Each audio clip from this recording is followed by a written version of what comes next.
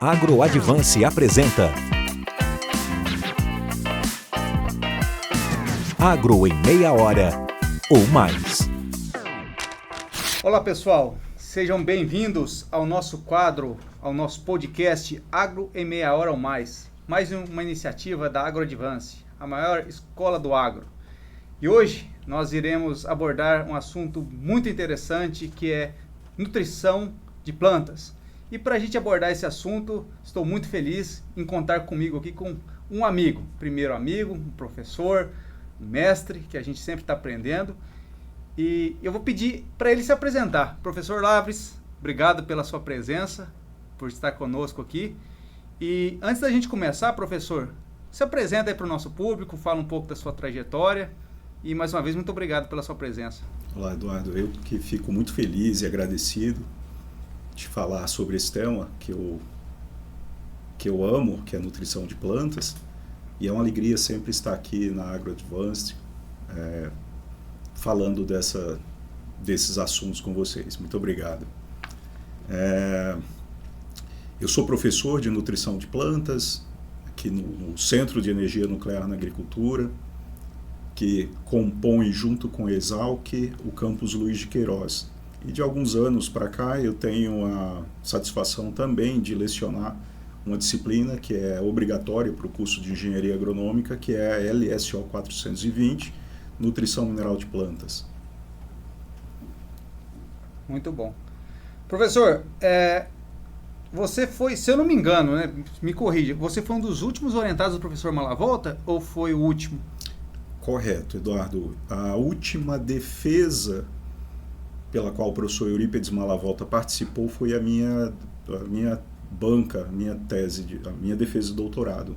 Então, eu fui o último orientado pelo qual o professor Malavolta participou de defesa, né? Porque tinha outros colegas também na ocasião, no laboratório, o professor Milton Moraes, o colega Denis também, que é do APTA, e o colega, que é professor também, o Tiago Nogueira, que estava a iniciar o doutorado. Mas a última participação, o último orientado pelo qual ele participou fui eu.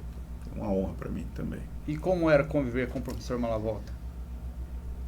Eu posso resumir de uma forma muito simplificada, que foi um grande presente que eu recebi da vida, do universo. Então, eu não só aprendi assuntos relativos à minha tese, mas trabalhar com o professor Malavolta, estudar, ser orientado dele, não envolvia só o assunto da tese.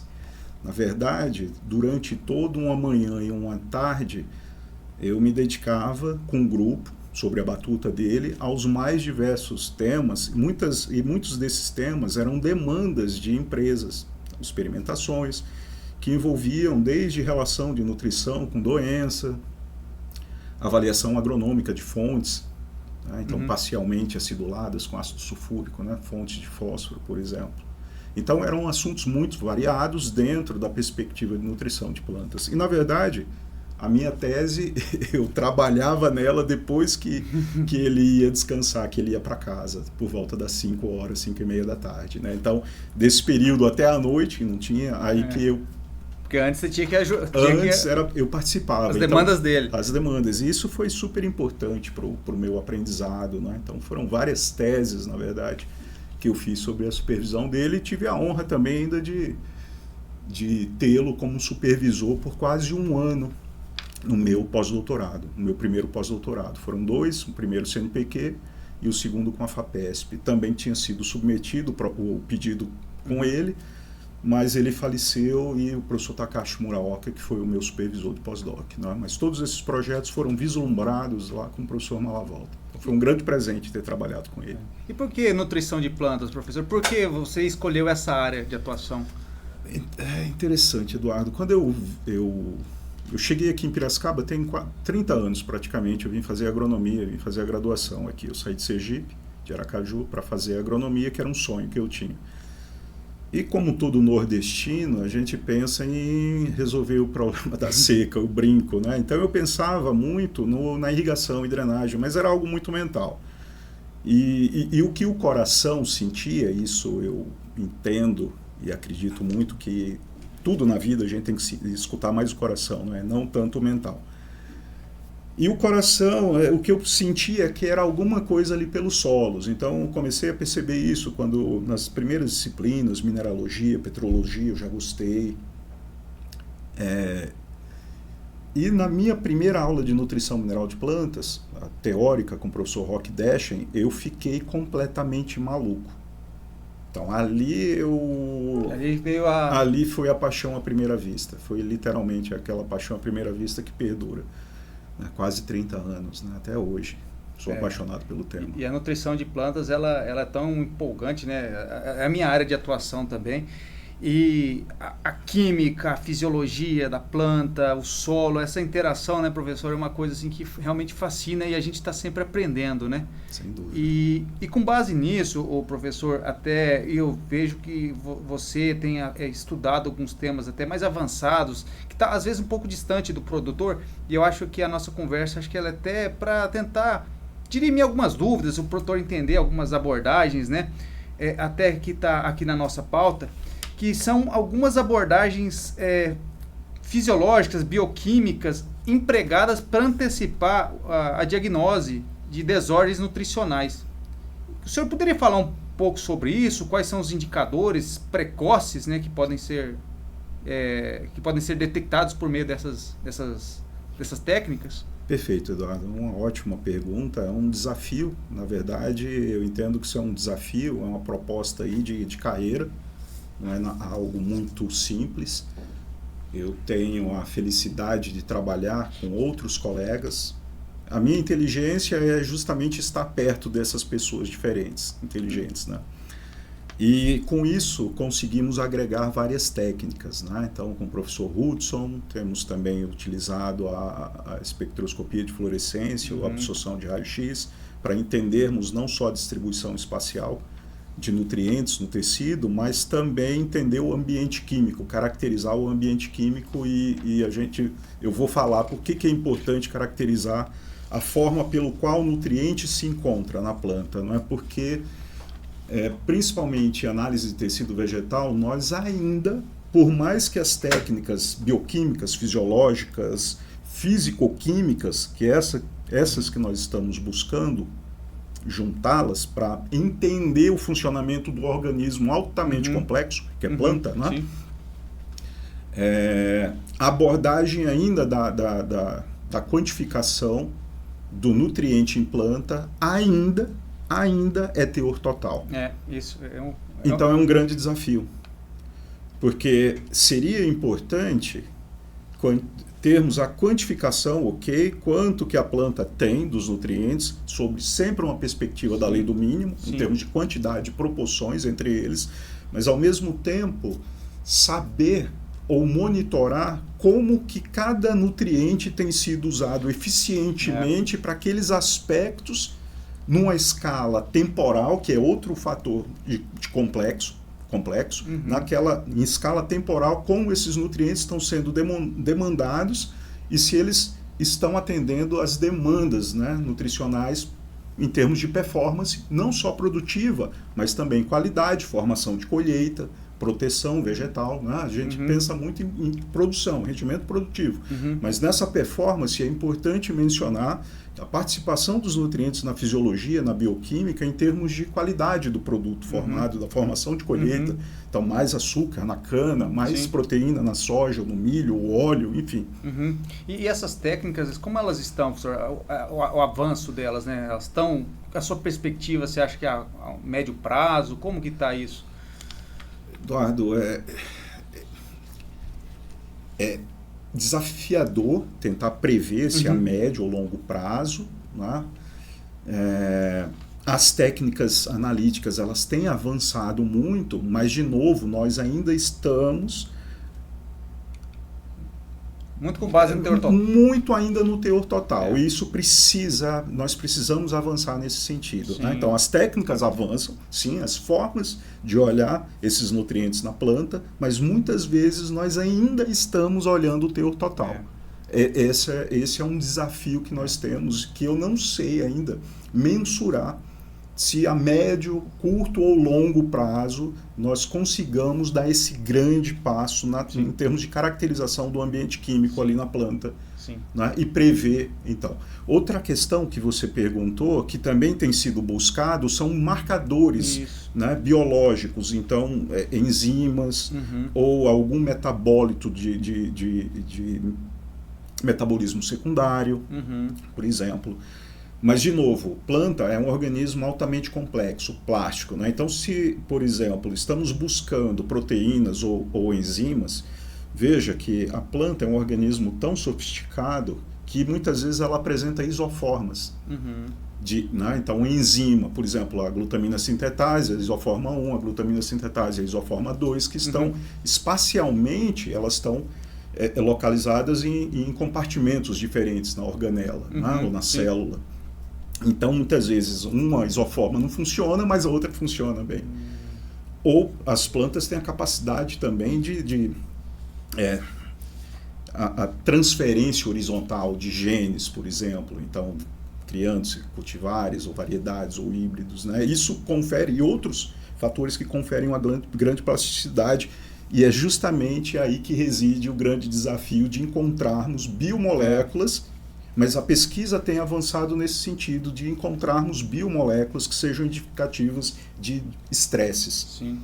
Né? Ou em termos biomoléculas que me deem uma ideia de como está a nutrição para que a gente tente entender melhor o funcionamento desses organismos complexos planta. Do ponto de vista da pesquisa, né, professor, eu acho que isso é muito interessante, né? E agora, partindo talvez para o produtor, para quem está na ponta, quem está nos ouvindo, que hoje é o grande dilema, né? A gente fala muito da diagnose foliar e eu acho muito importante, eu sempre falo nas palestras, nos treinamentos que a gente dá, que a gente não pode abrir mão dessa técnica, né? Porque às vezes o que o produtor, o técnico geralmente fala, eu vou fazer a diagnose foliar lá no R5, lá no R2, na soja, lá no R1 no milho, está muito tarde, se estiver com um teor nutricional inadequado, eu não vou poder fazer nenhuma intervenção. E eu sempre falo o seguinte para ele, é o seguinte, você pode ser que não, isso não é para você adubar a planta, mas para você verificar que o que você fez está adequado. Né? Esse é o principal ponto, então a gente não pode abrir mão de fazer a diagnose foliar.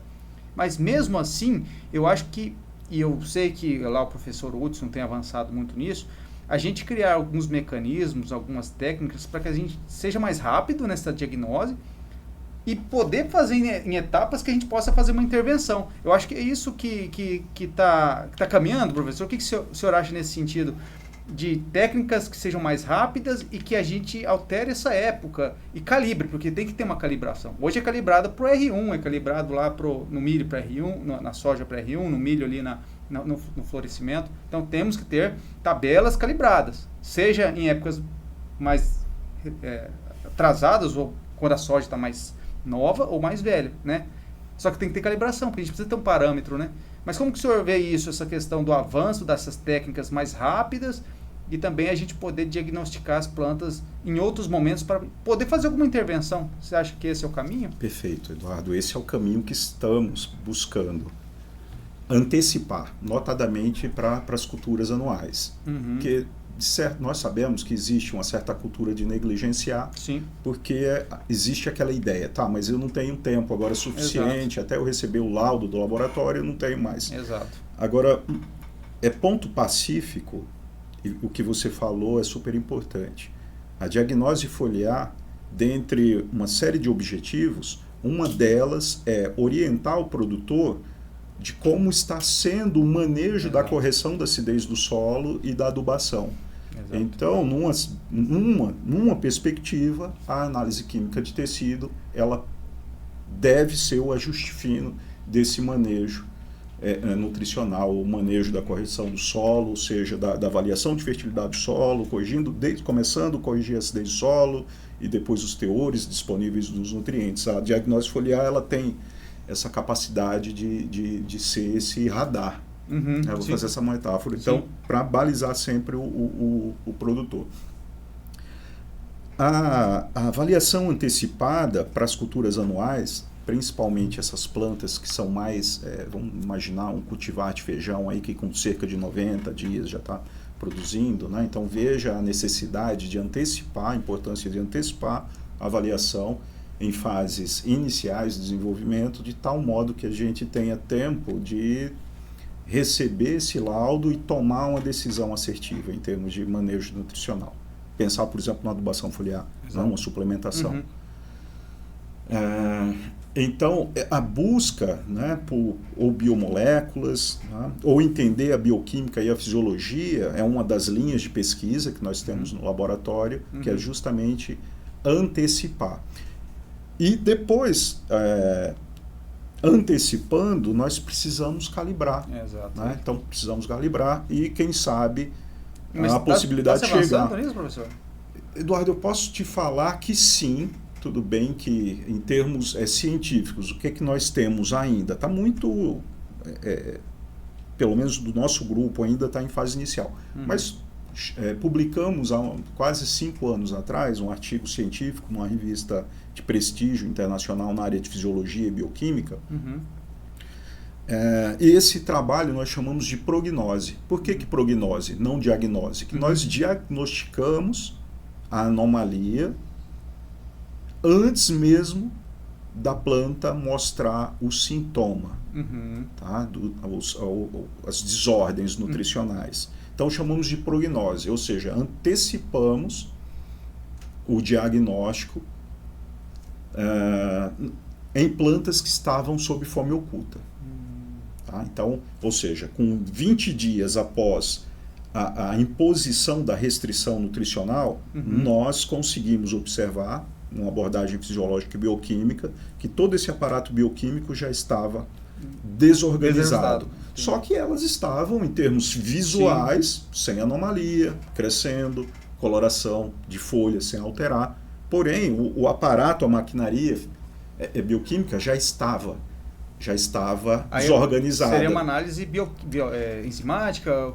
Nesse trabalho foram enzimas que nós utilizamos, então desde indicativo do estado nutricional para fósforo, então avaliamos a expressão da fosfatase ácida na planta, poliaminas em termos da questão do ciclo da ureia na planta, pelo qual o potássio também faz parte, né? Então contemplando também o nitrogênio, enfim. E avaliações, né, de trocas gasosas, fluorescência de clorofila, enfim. Então, conseguimos observar que as plantas já estavam com essa maquinaria bioquímica, se assim eu posso falar, desorganizado. Porém, os sintomas só foram aparecer 80 dias após a imposição nutricional. A limitação nutriente. Isso foi 20 dias. E a gente conseguiu com 20 dias depois da limitação. Ou seja, nós conseguimos antecipar aí pelo menos 60 dias. Né?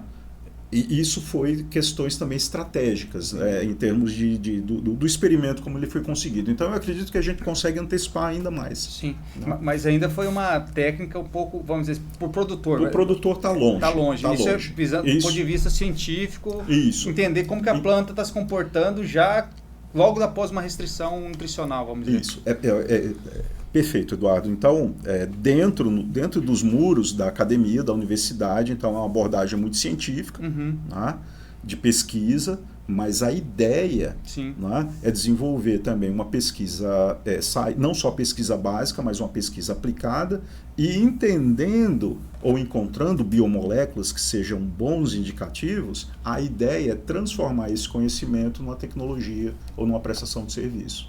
Então, que a gente consiga elaborar uma estratégia que seja rápida, que ela se repita, independente da cultura, do local, do ambiente de produção, né? Que ela tenha uma repetibilidade e que seja prático, isso, né? Seja utilizado. E é uma química limpa também. Então, muitas vezes buscamos essas técnicas, por exemplo, o raio-x, alguma coisa, porque além do tempo, a gente reduz o tempo, né? Então, em termos de quantificação dos teores, e eu também não gero resíduo quando eu vou trabalhar com ácido. Isso seria essa prognose, professor, nessa linha? Porque, pelo que o senhor, só me corrija se eu estiver errado, a prognose, pelo que o senhor me falou até agora, seria muito ligada à questão bioquímica, né, de enzimas e tal. Mas aí o raio-x, como ele atua mais na questão dos picos, para verificar teores, mas ele conseguiria agir nessa prognose também? A gente, nós imaginamos que podemos associar várias técnicas. Então, por exemplo, o raio-x, a fluorescente de raio-x, ela pode ser utilizada assim até para uma quantificação de nutrientes. Tá? Sim. Mas nem todos os nutrientes a técnica consegue detectar. Então, elementos leves como o boro, como o nitrogênio, a técnica, mas não funciona. Então, há necessidade de associarmos outras técnicas analíticas. Então tem o LIBS também, que é a espectrometria de absorção óptica induzida por uma fonte de laser. Nós temos aqui também na universidade, equipamento de bancada, que é o LIBS. Então a ideia é utilizar esses equipamentos e quem sabe um dia a gente consegue embarcar. Então existe uma área da ciência que chama quimiometria, por exemplo, e uma dos objetivos é justamente elaborar estratégias analíticas que consigamos embarcar no equipamento, num drone, numa barra de pulverização, alguma coisa, e em tempo real termos ali a análise química de solo e de tecido. Por sinal, esse mês agora, na semana retrasada, foi publicado um artigo de revisão do nosso grupo, o professor Hudson, comigo, mas os colegas falando uma revisão, o estado da arte, com muitos dados nacionais, sobre a utilização de raio-x para fins de avaliação da fertilidade do solo. Está publicado numa revista também mundial de ciência do solo, que é a Geoderma. Então é aí que a coisa pode avançar, mas, de novo, precisamos associar várias técnicas. Professor, até saindo um pouco do roteiro, e que a gente já, bem dizer, respondeu todos eles, e um pouco de dúvidas pessoais minhas, e aproveitando todo o seu conhecimento em nutrição, e que eu tenho acompanhado muito as suas publicações, e eu vejo que o senhor tem estudado alguns nutrientes específicos, E o que o senhor tem visto assim de novidade em termos lógico, tem todas essas técnicas, Mas qual que hoje, porque as pessoas às vezes associam nutrição, Falam assim, mas nutrição é uma coisa que não vai ter muita diferença, já tem lá os 17 elementos lá, e o que tem de novo? Por exemplo, alguns elementos benéficos, que é uma discussão muito grande hoje, se alguns elementos benéficos deveriam ser classificados como nutrientes. Qual que é a sua opinião sobre isso? Por exemplo, teve até no colóquio, o pessoal falou se o selênio deveria entrar como nutriente, o silício, até o sódio. Qual que é a sua opinião sobre isso, professor? O conhecimento ele vai sendo ampliado e a partir desse momento que ele se amplia, é aí que a gente quebra paradigmas.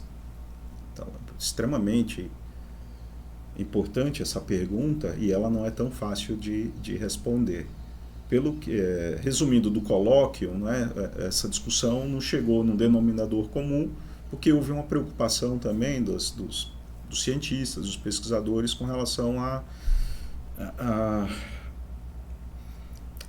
ao resultado prático desse conhecimento em termos de novos produtos e há uma preocupação de as empresas, idôneas, sim, elas têm esse cuidado, já está isso na marca, mas pode-se criar uma possibilidade de entrar aí uma seara de pessoas ou de empresas com outras intenções, e, enfim, deturpar um pouco o assunto. Bom, esse conhecimento amplia. Então, será que esse conceito ele pode ser modificado quando temos um entendimento que a planta, então, ela funciona junto com o micro-organismo?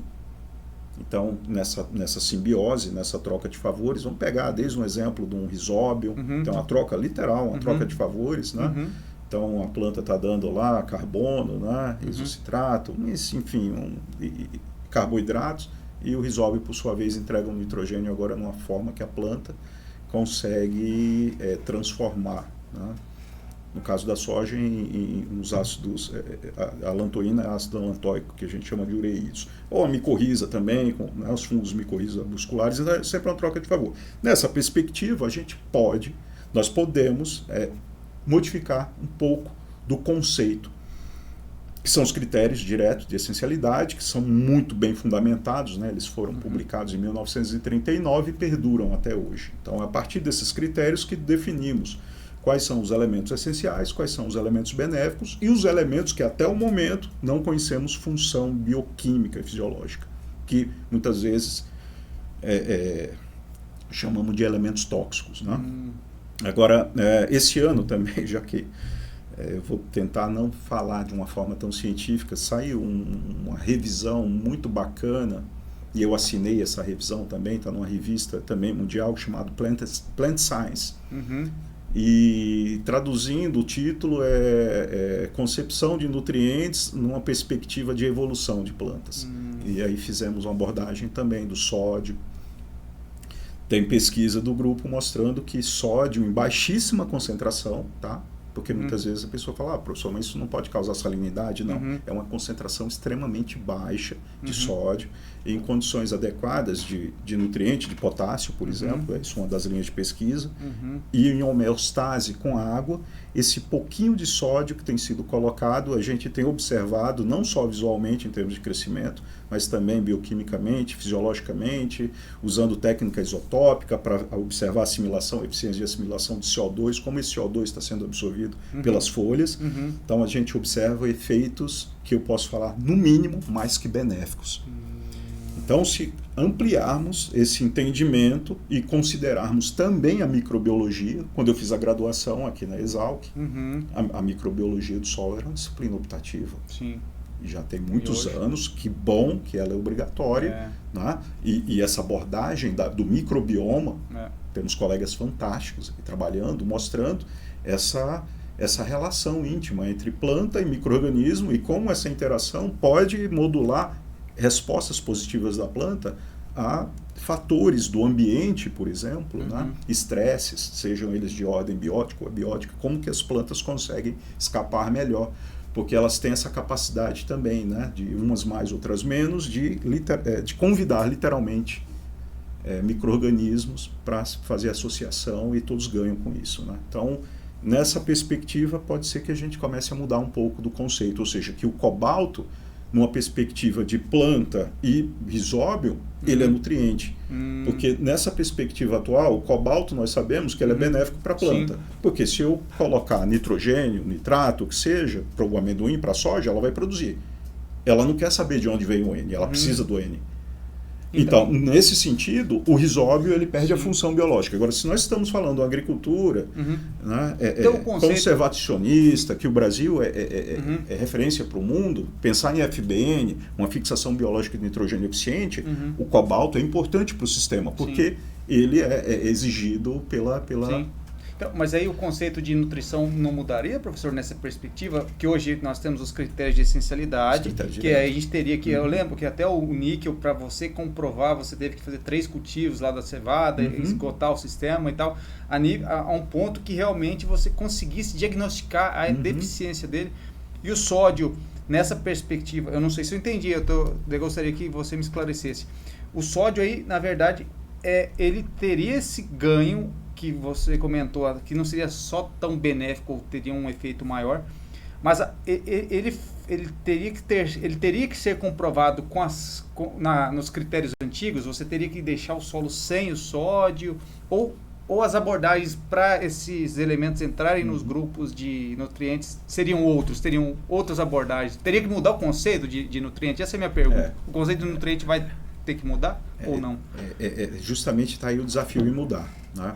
Então, bem colocado por ti, é a mesma coisa. Para comprovar a essencialidade do silício, imagina a dificuldade de criarmos um ambiente estéril de silício. O silício está na água, está no ar, né? Então vai perdurar por muito tempo se silício é benéfico ou se ele é nutriente. Então, né, uma coisa é a nossa legislação brasileira, né? Uma determinada portaria, entender que o silício é nutriente para fins de comercialização de fontes contendo silício. Outra coisa é a ciência da nutrição de plantas. Então, imagina a dificuldade de criar um ambiente estéril em silício. Mesma coisa. O sódio. Tudo bem, você pode fazer um cultivo num meio ultra puro, usando reagentes, né? Mas mesmo assim é um desafio.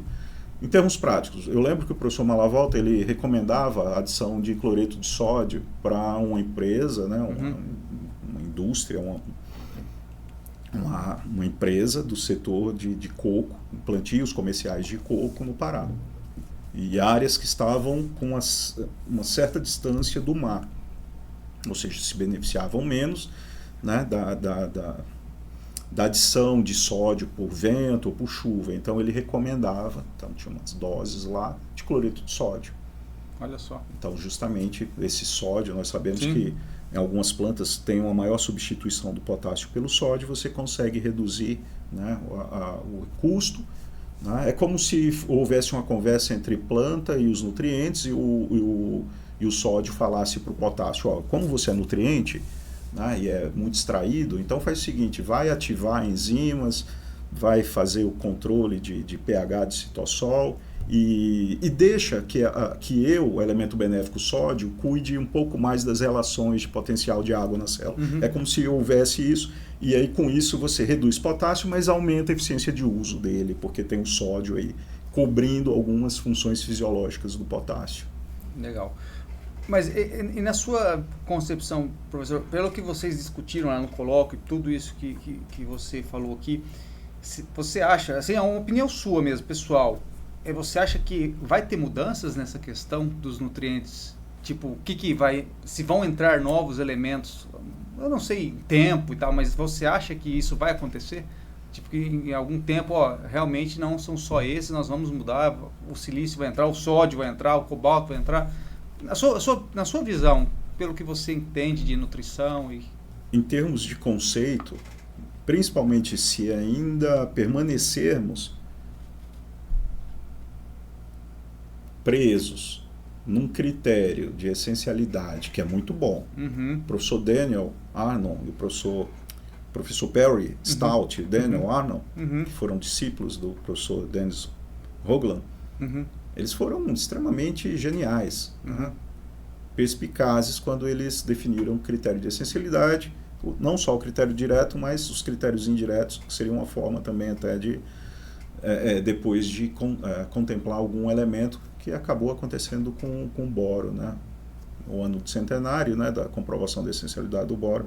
O boro, até a primeira metade dos anos 90, ele foi considerado nutriente, porque ele atendia o critério indireto de essencialidade. Então, desde o trabalho da Catherine Warrington, lá em 1900, quer dizer, a publicação em 23, ela sabia que se não colocasse, né, o boro, as plantas não completavam um ciclo de vida. Agora, até metade dos anos 90, ninguém sabia, nem de função estrutural, nem, é grande parte, e nem né? Ativação enzimática. Né? E depois, um trabalho de 1996, de Kobayashi e colaboradores, né, que foi caracterizado em plantas de nabo, né, num composto, um polissacarídeo pético de parede celular.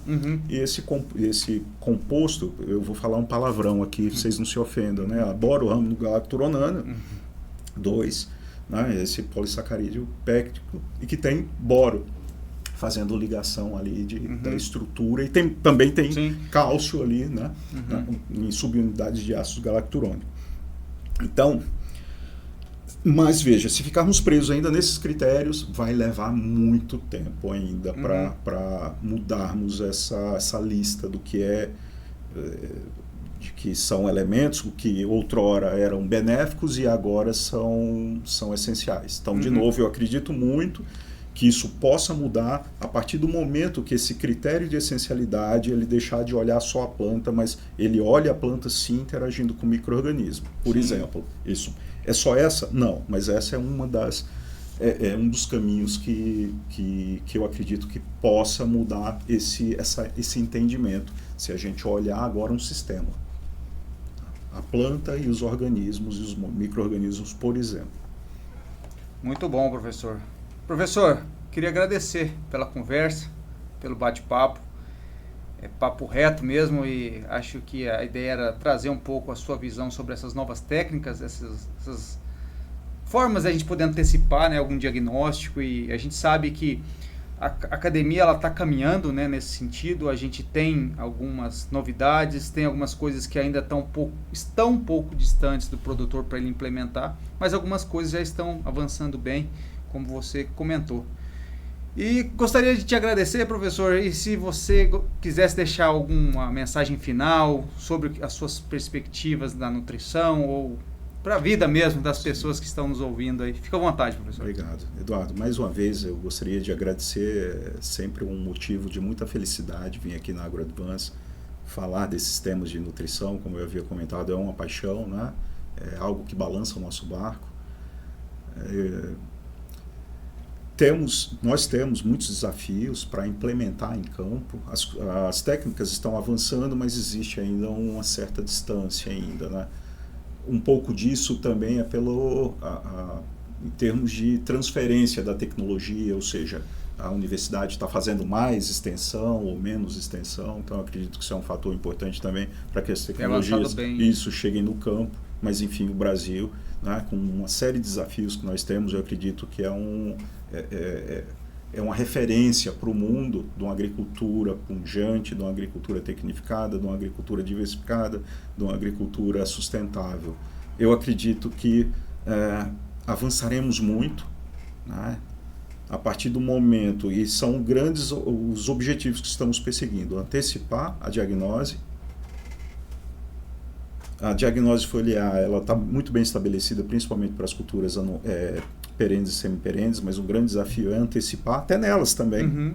Vamos imaginar na fase de mudas, né, como que a gente faz o manejo nutricional, sabendo que as demandas por nutrientes ali, né, elas se alteram em função da marcha que a gente chama de crescimento, a marcha de extração, né, marcha de absorção de nutrientes, as relações, as proporções. Então, é antecipar. E outro grande desafio que nós temos aí pela frente também é uma melhor caracterização desse nutriente na planta, que a gente fala de caracterização do ambiente químico. Então, avançarmos do que nós estamos a fazer até o momento, que é a quantificação do teor total. Então, esse é outro grande desafio que nós temos aí pela frente. Bom, em termos filosóficos, né, para encerrar esse bate-papo, eu vou parafrasear uma frase do Einstein, não é exatamente isso, mas ele falava que era insano tentar resolver uma questão, um desafio, ou quem quiser chamar problema, pode ser, eu prefiro chamar de questão ou desafio, resolver esse desafio com a mesma mentalidade que causou aquele desafio. Então, ou seja, a gente precisa sair, né, da caixa, pensar diferente para resolver questões novas. E é isso. Muito obrigado. Obrigado, professor. Resumindo, né, a nutrição tem muita coisa ainda, tem muito trabalho pela frente. Que bom, né, que muitas pessoas veio trabalhar na área. O professor tem vários orientados, tem muita gente boa se formando aí. Acho que é importante porque vai ter muito trabalho, vai precisar de bastante pesquisador, bastante gente aí trabalhando com nutrição, né, professor? Para uma vida. Para uma vida. Muito bom. Pessoal, gostaria então de agradecer vocês que nos acompanharam até agora. E antes da gente finalizar, a gente sempre tem que fazer um agradecimento especial também a Café Harmonia, né, que é da nossa amiga Bianca. E ela sempre está nos presenteando aí, inclusive o professor Laves ganhou também esse mimo aqui. Então, Bianca, muito obrigado. E quem quiser, né, quem tiver interesse em conhecer o Café Harmonia, entrem aí na internet, Fazenda Harmonia. Vocês vão encontrar, esse café foi premiado, a Bianca viajou para a Itália para receber prêmio. Eu sempre consumo, então fica a dica aí para quem tiver interesse, tá bom? Pessoal, muito obrigado e até uma próxima edição do Agro em Meia Hora ou Mais. Até mais, forte abraço. Agro em Meia Hora ou Mais.